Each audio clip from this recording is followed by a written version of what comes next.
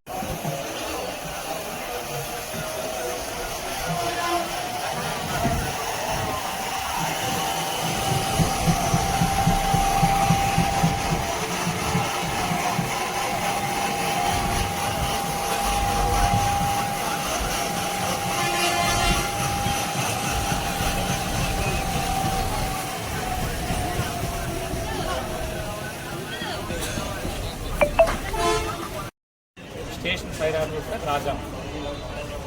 అగ్నిమాపక వారోత్సవాల సందర్భంగా ఇది ఎందుకు జరిపిస్తున్నామంటే 1944లో బొంబాయి వార్డేవులో 385 మంది మావాలు ప్లస్ ఔటర్స్ కలిపి చనిపోవడం వల్ల వారికి శ్రద్ధాంజలి ఘటిస్తూ 1900 అంటే ప్రతి సంవత్సరం 14వ తారీఖు నుండి 20వ తారీఖు వరకు ఈ వారోత్సవాలు జరిపించుకుంటున్నాం.